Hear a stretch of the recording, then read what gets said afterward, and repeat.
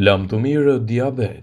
Nëntë ushqimet që duhet të hani çdo ditë për të ulur sheqerin në gjak.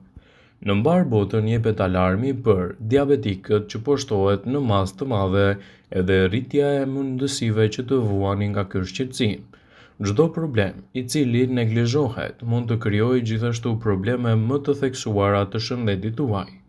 Nëse jeni një person që vuan nga diabeti, duhet të konsultoheni me mjekun tuaj dhe të përzgjidhni dietën e duhur ushqyese, e cila do ju ndihmojë në menaxhimin më të mirë të luhatjeve të sheqerit në gjak, gjithashtu edhe lehtësimin e komplikacioneve të tij. Mjekët endokrinolog në Shqipëri pohojnë nëse periudha e verës është tepër e vështirë për të sëmurët me diabet. Para se të fillojmë, bëni një like videos dhe ju lutem klikoni subscribe, do të na ndihmonit shumë. Gjendja e tyre rëndohet edhe për shkak të temperaturës së lartë. Situata rëndohet edhe më tej kur bëhet fjala për diabetin e tipit 1 që prek më shumë të vegjëlit. Ky lloj diabeti vjen nga mungesa e prodhimit të insulinës. Shenjat e para që mund të sinjalizojnë këtë sëmundje janë rënja e shpejtë e peshës, gjithashtu edhe probleme të përditshme. Por si mund të mbani nën kontroll luhatjet e sheqerit në gjak dhe çfarë duhet të bëni në këto raste? Shoqata Amerikane e Diabetit, e njohur në studime të theduara në këtë fushë, ka paraqitur një pasqyrë të ushqimeve dhe aktiviteteve që duhet të kryeni në mënyrë që të mbani larg luhatjet e sheqerit në gjak. Të dhënat e mbledhura në studime të ndryshme tregojnë se frutat, perimet, gjithashtu edhe një dietë e mirë e ekuilibruar mund të ulë riskun për të vuajtur nga diabeti tipi 2 dhe mund të kthehet në një element të mirëushqyes për çështjen tuaj. Sipas Shoqatës Amerikane të Diabetit, këto janë hapat që duhet të ndërmerrni për të menaxhuar më mirë luhatjet e sheqerit në gjak. Konsumoni më shumë drithra dhe fruta natyrale në dietën tuaj. Sipas një studimi të fundit nga Instituti i Shkencave dhe Teknologjisë në Universitetin e Cambridge-it, përdorimi i drithrave të ndryshme është masa më efikase për të parandaluar diabetin. Po ashtu, pas kërkimeve të shumta, studiuesit zbuluan se njerëzit që konsumojnë shumë fruta sëmuren 19 deri në 21% më pak nga diabeti se ata që i konsumojnë më pak. Njerëzit që hanë gjithashtu 16 lloje të ushqimeve të ndryshme kanë afërsisht 40% më pak mundësi që të vuajnë nga shqetësimet e diabetit. Trajtimi i diabetit duhet të jetë gjithmonë individual. Trajtimi i diabetit duhet të ndryshojë nga personi në person. Sipas udhëzimeve të fundit të Shoqatës Amerikane të Diabetit dhe Shoqatës Evropiane për Sëmundjet e Diabetit, treguesit e sheqerit në trup varen nga gjinia, mosha dhe ndërlikimet e sëmundjeve të tjera që mund të kenë personat me diabet. Sidoqoftë, nëse niveli i sheqerit në gjak 3 muaj pas trajtimit ende nuk mund të mbahet nën kontroll në mënyrë efektive, duhet të shtoni barna dhe të konsultoheni me mjekun tuaj për të përzgjedhur dietën e duhur ushqyese në rastin tuaj specifik. Vitaminat gjithashtu janë një zgjedhje shumë e mirë që mund të shtohen në dietën tuaj. Personat që përmes ushqimit japin organizmin sasinë më të madhe të vitaminës K kanë gjasa më të pakta që të vuajnë nga diabeti tipi 2. Shkencëtarët holandezë nga Universiteti i Utrechtit, pasi kanë studuar për 10 vite më shumë se 38.000 persona ulëntuesit, kanë treguar gjithashtu se konsumi i rregullt i ushqimeve me vitaminën K është i lidhur me gjasa rreth 90% më pak që të vuani gjithashtu edhe nga diabeti i llojit të tipit 2. Është e rëndësishme që duhet të konsultoheni me mjekun tuaj të përzgjidhni dietën tuaj në nivel të shëndetit dhe të mbani larg gjithashtu komplikacionet e një pasnjëshme. Një person që vuan nga diabeti ka nevojë për trajtim të specializuar dhe për zgjedhjen e duhur të dietës së tij, në mënyrë që gjendja të jetë më nën kontroll. Gjithashtu ekspertët tregojnë se çaji i zi mund të jetë një ndihmë shumë e mirëushqyese për personat që vuajnë tashmë nga shqetësimet e diabetit. Çaji i zi i njohur për përmbajtjen e lartë të antioksidantëve, në forcimin e sistemit imunitar dhe rregullimin e shtypjes së gjakut, duket se ka disa efekte dobiprurse edhe në këtë rast. Duke krahasuar efektet pozitive të çajrave të ndryshëm, shkencëtarët kanë zbuluar se çaji i zi Përmban gjithashtu një sasi shumë të madhe të polisaharidit, i cili mund të jetë i dobishëm për persona të cilët vuajnë gjithashtu nga diabeti, meqenëse ndihmon edhe në absorbimin edhe ngadalësimin e glukozës në trup. Selen gjithashtu mund të jetë një zgjedhje shumë e mirë ushqyese në rastin tuaj. Studimet e fundit nga shkencëtarët francezë kanë treguar se niveli i lartë i selenit në gjak mundet të ulë riskun për të pasur çrregullime të metabolizimit të glukozës, madje edhe të diabetikët.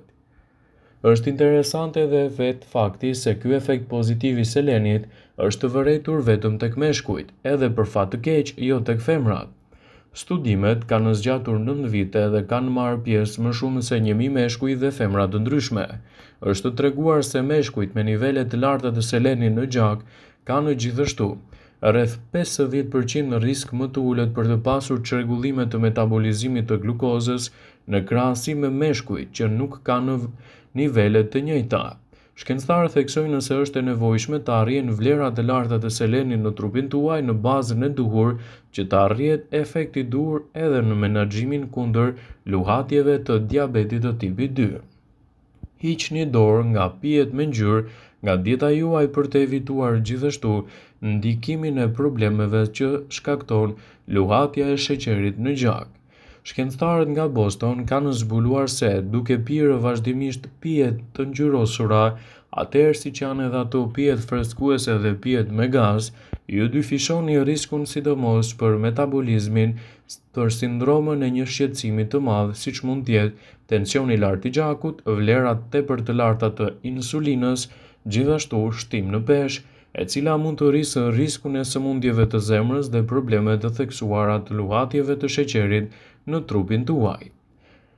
Shkaktari i tyre mund të jetë substanca ngjyruese e pijeve, që ka rritur riskun e kësaj sindrome, e cila sipas studimeve mund të shkaktojë luhatje të pakontrolluara të sheqerit në gjak dhe gjithashtu një ndikim të fortë edhe në dietën tuaj.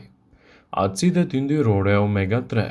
Një numër i madh i studimeve kanë treguar se ndryshimet e vogla ushqyese mund të zvogëlojnë në dukshëm edhe riskun për sëmundjen dhe diabetin e tipit 2. Kështu, një studim i kohëve të fundit bën lidhjen midis nivelit të acideve yndyrore omega 3 në plazmë dhe në përmirësimin e ndjeshmërisë së insulinës te personat me diabetin tipit 2. Në studimet e botuar në revistën Nutrition and Food Research janë analizuar 180 persona, sidomos me diabetin e tipit 2, 180 pjesëmarrës të shëndosh.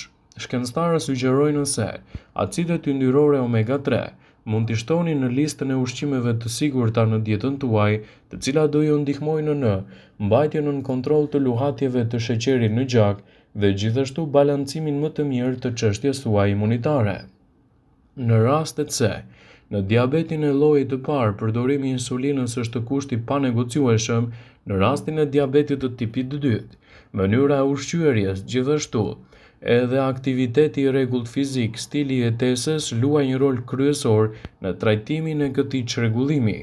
Trajtimi përcaktohet nga mjeku specialist endokrinolog, i cili në raport me situatën tuaj shëndetësore mund të formulojë një plan ushqimor më të shëndetshëm, si dhe një plan të mirë të aktivitetit fizik që mund ta ndiqni vazhdimisht.